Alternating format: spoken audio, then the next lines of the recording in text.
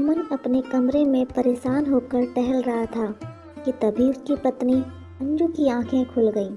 अमन को इस तरह कमरे में टहलते देखकर वो भी उठ बैठी। घड़ी की तरफ देखा तो रात के 2 बज रहे थे। इस समय अमन इतना परेशान होकर कमरे में टहल रहा है, ये सोचकर अंजू को बड़ी हैरानी हुई, जबकि दिन भर में अमन ने बिल्कुल भी आराम नहीं किया था। जब से बहन पूनम की बेटी की शादी पक्की हुई है, तब से एक पैर पर काम में लगा हुआ है। अकेला मामा है तो हर काम में उसे भागना पड़ता है और इतना थक जाता है कि रात को नींद बिल्कुल भी नहीं खुलती। पर आज क्या हो गया? आज ये और अम्मा दोनों दीदी के घर गए थे, पर वहाँ क्या हुआ किसी ने कुछ नहीं कहा। एक तो अमन उसे सारी बात बताता भी नहीं है। सोचते सोचते अंजू ने अमन से ही पूछ लिया, क्या बात है जी, आपको नींद नहीं आ रही? पर अमन तो जैसे अपने ख्यालों में खोया हुआ था, उसने ध्यान ही नहीं दिया। अंजू ने दोबारा पूछा, तब उसने पलटकर उसकी तरफ देखा। कुछ कहा क्या तुमने? मैंने पहले भी वही पूछा था, अभी भी वही पूछ रही हूँ, आपको नींद नहीं आ रही? आखिर बात क्या है?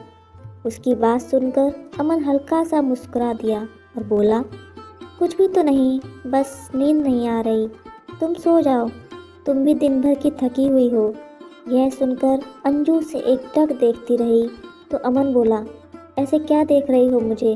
भाई इंसान ही हूँ, कोई अजूबा नहीं जो इतनी हैरान हो रही हो।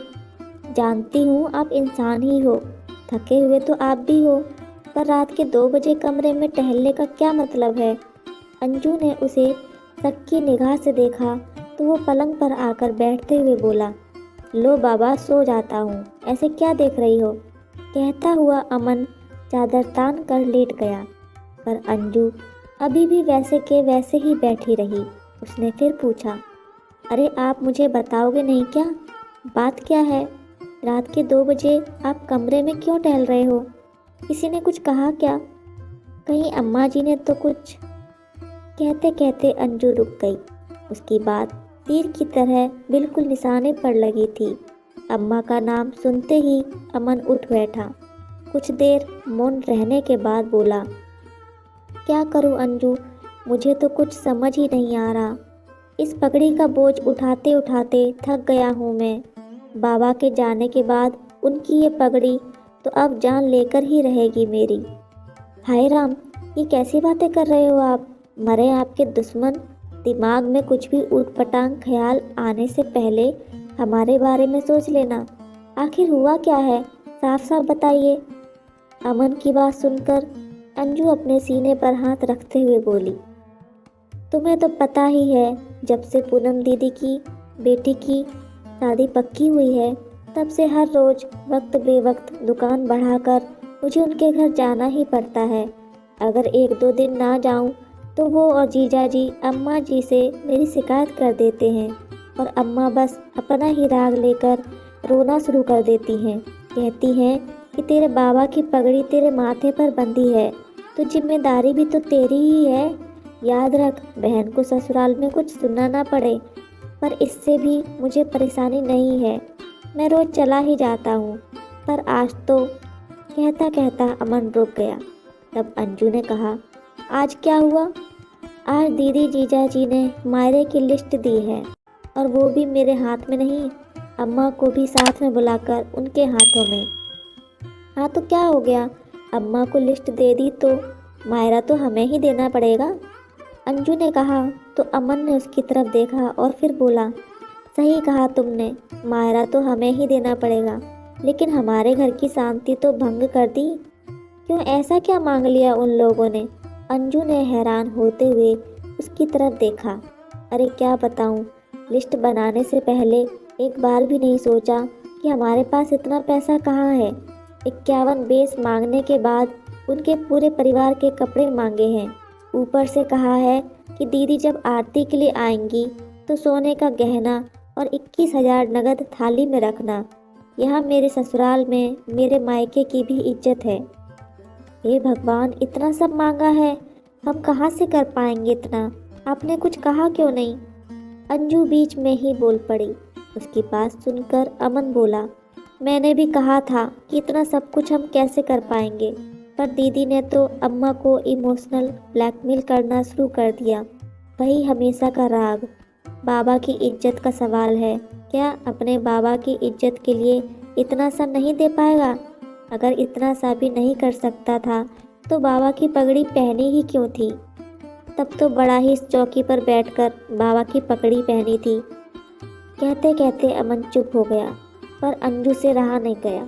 उसने पूछा, दीदी को तो छोड़ो, वो तो शुरू से ही लालची स्वभाव की रही हैं, पर आप तो ये बताओ कि अम्मा जी ने क्या कहा?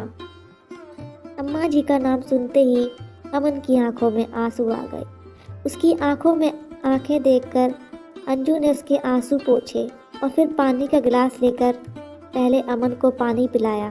पानी पीकर गिलास रखते ही अमन बोला, इसी बात का तो दुख है कि अम्मा हमेशा अपनी बेटी का ही पक्ष लेती हैं। कह रही थी कि अपने बाबा की इज्जत के लिए इतना सा भी नहीं कर सकता।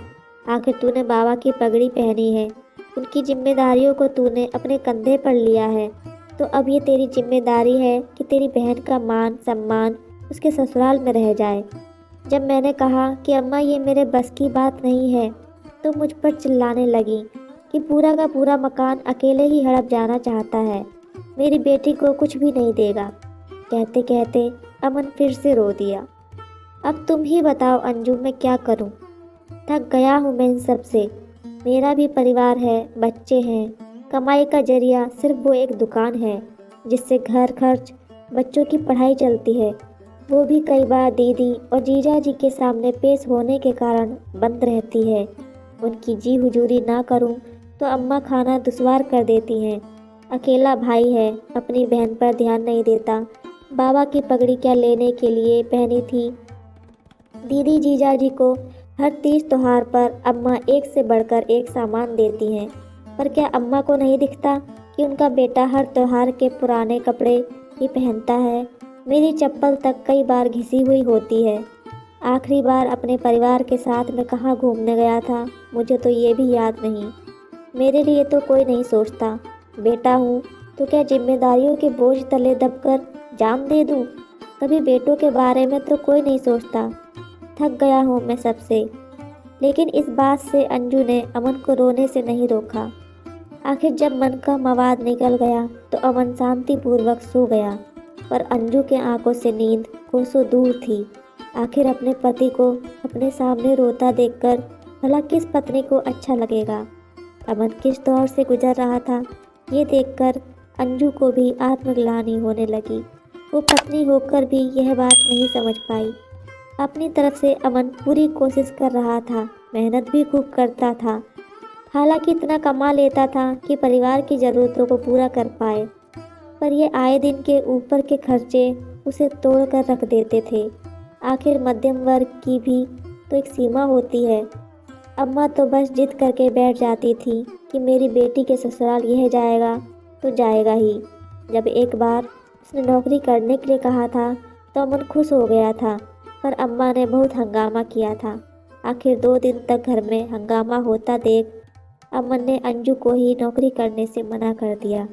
पर आज अमन की हालत उससे देखी नहीं जा रही थी। आखिर अमन के पीछे ही तो वो इस घर में है।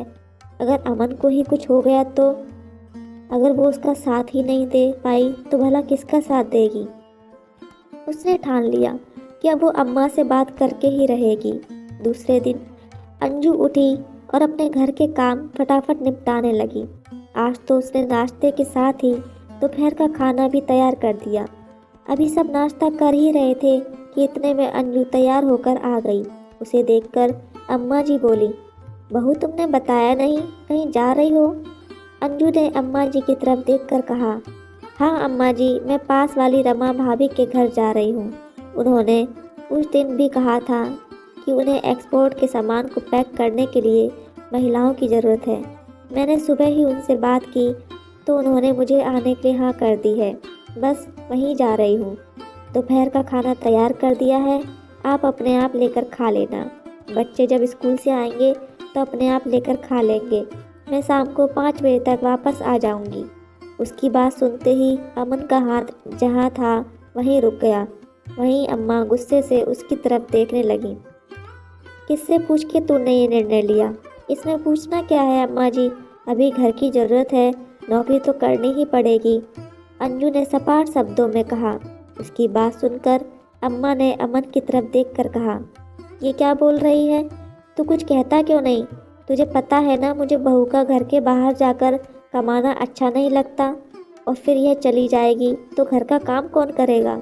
मुझसे तो इस उम्र में यह सब नहीं होता। लेकिन इस बार अमन ने कहा, पर मुझे कोई परेशानी नहीं है अम्मा, अगर अंजू बाहर जाकर 2 पैसे कमाना चाहती है तो कमा लेने दो, कम से कम मुझे 2 पैसों का सहारा ही लगेगा। और रही बात घर के काम की तो हम दोनों मिलजुल कर लेंगे। कहकर अमन ने अपना नाश्ता ख़त्म किया और दुकान के लिए रवाना हो गया। वहीं अंजू अपना बैग लेकर बाहर आई तो अम्मा उससे बोली, खबरदार घर के बाहर कदम रखा तो अभी तो मैं जिंदा बैठी हूँ, मेरी इजाज़त के बगैर घर के बाहर भी नहीं जाएगी तू। क्यों नहीं जाऊंगी अम्मा, घर के खर्च बढ़ रहे हैं, दुकान तो पूरे टाइम खुलती नहीं है क्योंकि दीदी जीजा जी के लिए इनको अपनी दुकान बंद करके वहाँ जाना पड़ता है। अगर नहीं गए तो आप खुद इनका खाना दुश्वार कर देती हैं, ऊपर से अब ये मायरे का नया तमाशा शुरू कर दिया। अरे मायरा देने में हमें कोई परेशानी नहीं है, पर कम से कम क्षमता अनुसार तो मांगो, अंजू ने पलट कर कहा तो अम्मा चिढ़ गई। अच्छा, तो तुझे भी मेरी बेटी दामाद दिख रहे हैं, वो दोनों तो तुम लोगों को सुहाते ही नहीं हैं। अरे अपने बाबा की पगड़ी अपने सिर पर बंधवाई थी अमन ने, तो जिम्मेदारी भी उसी की होगी ना, और ऐसा क्या मांग लिया मेरी बेटी ने? भूल मत, मकान पर मेरी बेटी का बराबर का हक है, वो तो तुम फटाफट डकारने को तैयार हो जाओगे, और मायरा देने में दोनों को रोना आ रहा है। अम्मा की बात सुनकर अंजू हैरान रह गई। अब उससे अपना गुस्सा कंट्रोल नहीं हुआ।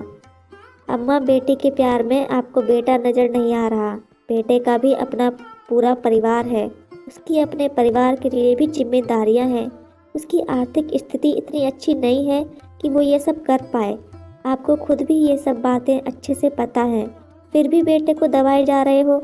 अगर आपको ये लगता है कि हम ये मकान डकार जाएंगे तो आप अपने ही हाथों से इसे अपनी बेटी के नाम कर दो, पर भगवान के लिए हमें खुश रहने दो। आपको शायद आपकी बेटी संभाल ले, लेकिन मेरे और मेरे बच्चों के लिए तो मेरा पति ही है।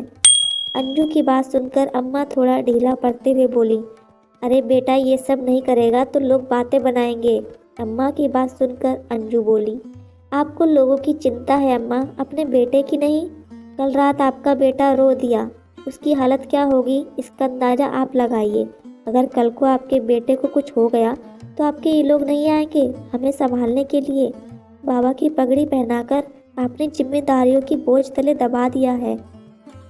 भगवान के लिए उन्हें भी थोड़ी सांस लेने दो, बेटा पैसे कमाने की ही मशीन नहीं है। अंजू अम्मा के सामने हाथ जोड़ते हुए बोली और वहाँ से चली गई। अम्मा को तो अक्सर बेटी दामाद की बातों में आकर लगता था कि मकान के चक्कर में ही बेटे बहू सेवा कर रहे हैं, पर आज तो बहू ने भी मकान बेटी के नाम करने के लिए कह दिया। आखिर अम्मा को एहसास हो गया कि उनकी बेबुनियाद की जिद उनके बेटे पर भारी पड़ रही है। आखिर अम्मा ने बेटी को फ़ोन करके कह दिया कि मायरा उनकी क्षमता अनुसार ही दिया जाएगा, ना कि बेटी के ससुराल वालों की मांग के अनुसार। आखिर उन्हें भी अपना घर देखना है। दोस्तों, कहानी कैसी लगी कमेंट के माध्यम से ज़रूर बताइएगा, और अगर चैनल पर नए हैं तो चैनल को सब्सक्राइब कर लेना। आपका एक सब्सक्राइब मेरे लिए मोटिवेशन का काम करता है। तो मिलते हैं अगली ऐसी ही प्रेरक कहानी के साथ। धन्यवाद।